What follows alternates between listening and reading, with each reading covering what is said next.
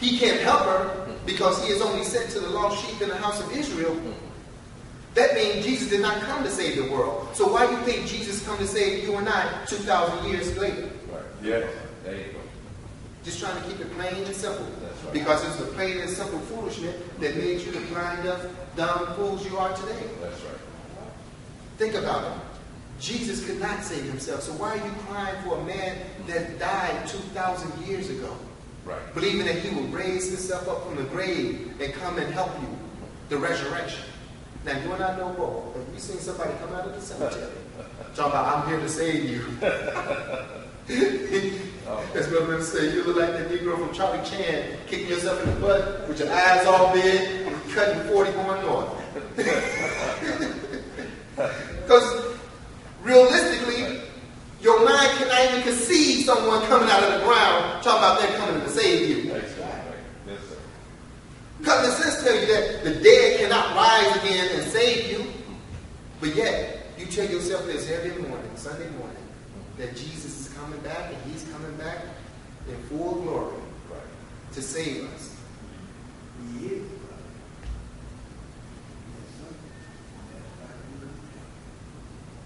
Come on, people. Help me out.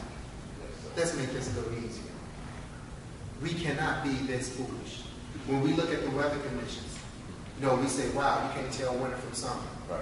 Right now it's 85 degrees. Did we ever have a spring? Whatever happened to spring?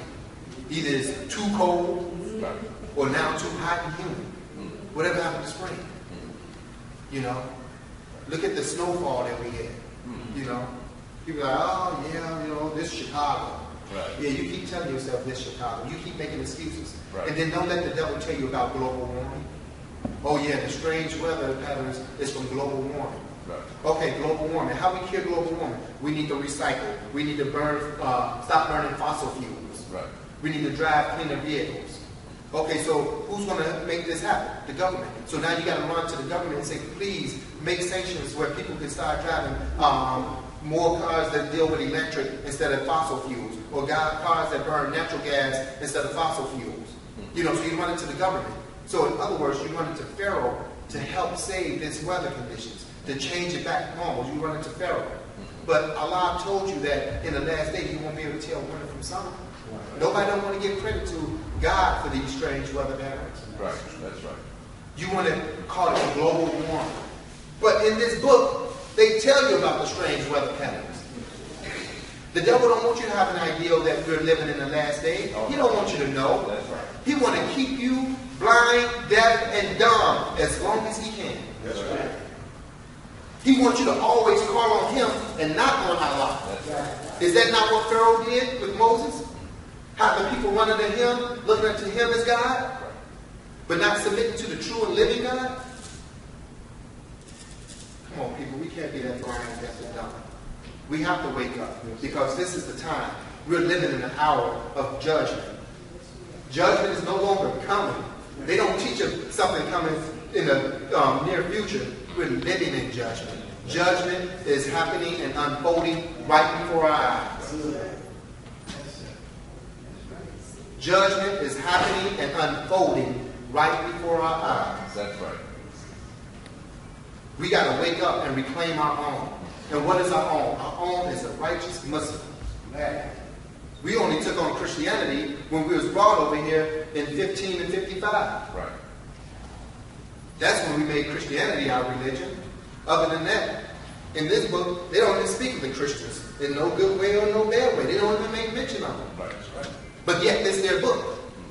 I hear about the Hebrews.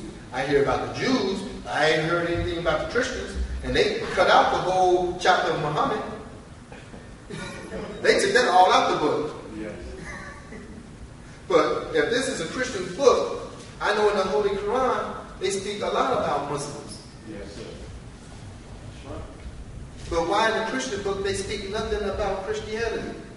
It's in here. It's called Christ or Antichrist. Because when you look at Christianity, we always taught in school suffix, prefix, and root word. Right. So you got Christ, you separate it, anti. You put it together, Christianity. Separate it, you got Christ and anti. You take the the suffix and put it in front of the root word, it becomes a prefix, and you got Antichrist. Because in Christianity, they don't teach you to be Christ-like. They don't teach you to be righteous. That's right. They teach you to be like these buffoons out here on the street killing each other. That's what they teach you. They teach you how to be like the ones out here selling drugs to one another. Right. That's what they teach you. They teach you about the ones out here that's selling their bodies. That's what they teach you. They teach you about the man that runs the lady that's selling her body, how to be pimps and all this. That's what Christianity teach you. Yes. Only Islam, under the leadership of the most honorable Elijah Muhammad, can teach you to be righteous. That's right. Yes, sir.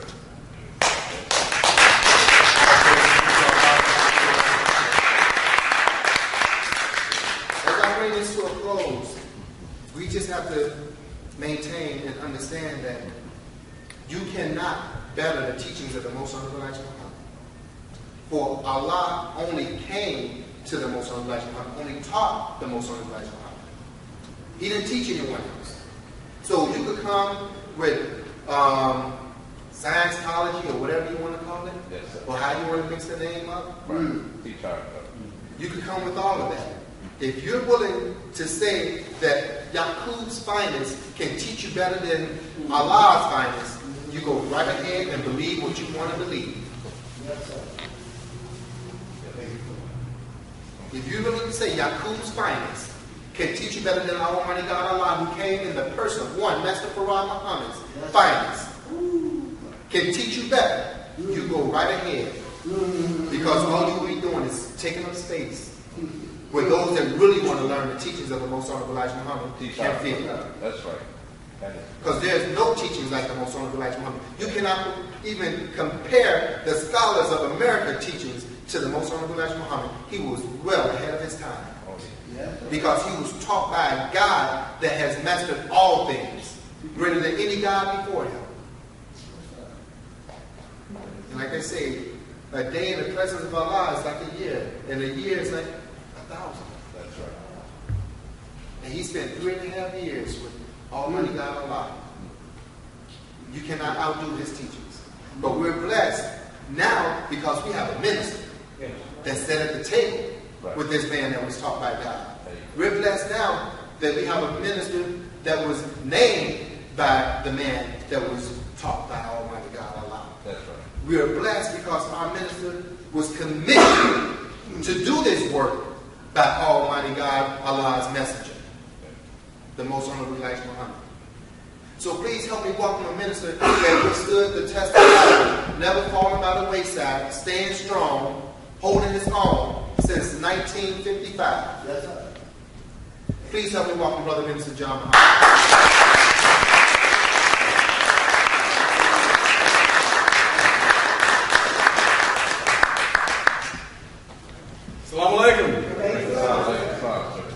In the name of Allah, the Beneficent, the Merciful, the one God who came to us in the person of one Master, Farad Muhammad, to whom all praise is due, we thank Allah for coming and raising up among you and I our beloved leader, teaching guide, most honorable and humble Elijah Muhammad. I greet you once again with the greeting of peace and paradise of Assalamu alaikum. Once again, welcome. This time at our meeting at Muhammad's Temple of Islam here at the Masonic Hall. This broadcast going to go around the world.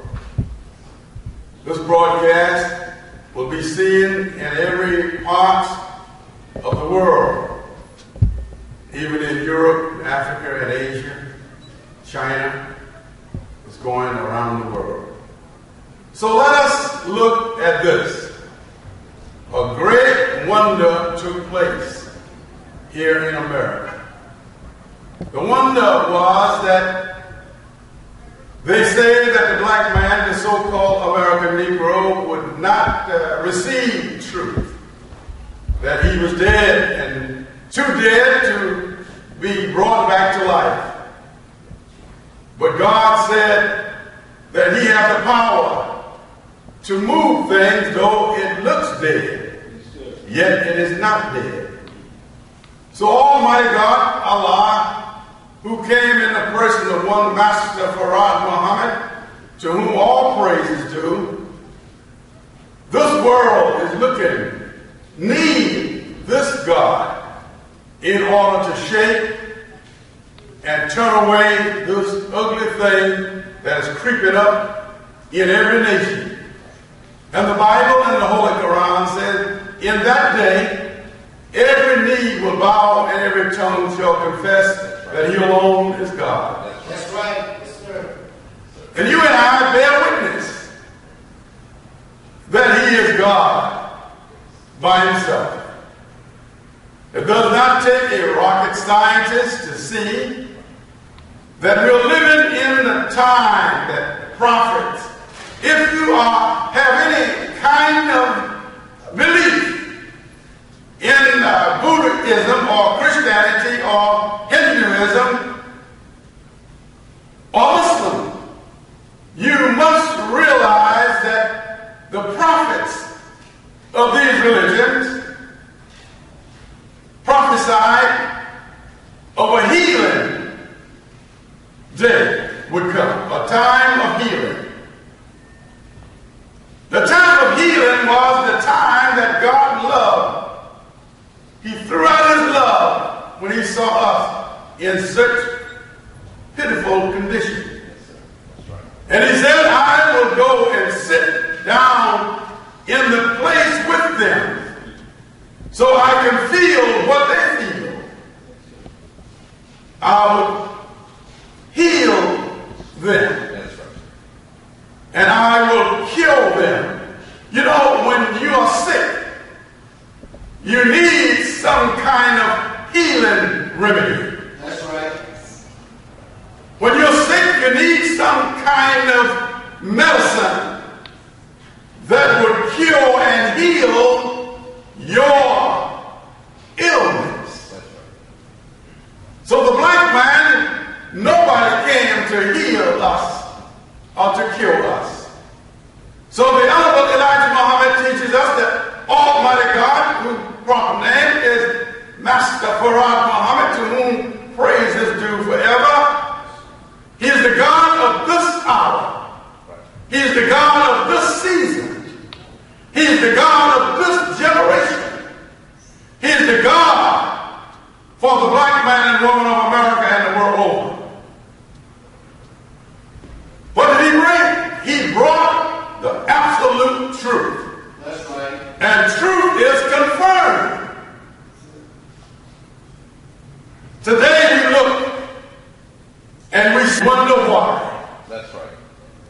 Today we look and we see what is going on in the world. The black man, the world over. Yesterday I was on radio for an hour in Florida. And the devil, he doesn't like this kind of truth because it's not mixed up with falsehood. So in the broadcast, he somewhat cut it and made the listeners have a lot of static in the radio. The devil is always busy. He's alert because he don't want this truth to be heard. But this truth that's taught by the Honorable Elijah Muhammad, God said to Muhammad, he said to him, he said, Elijah, go and prepare for me a remnant of people enough to fool a taxi cab with. Give me something that I can come back and fight for. And now here we see today, Almighty God, Allah in his infinite wisdom, have confirmed this truth.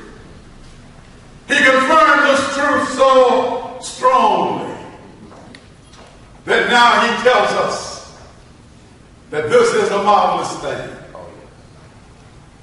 God making manifest the elements of man. The black man, the world over, and especially in America, he's lost and he followed every rebellious devil. Every atom of wrong, you will find that in the mind of the so-called American Negro.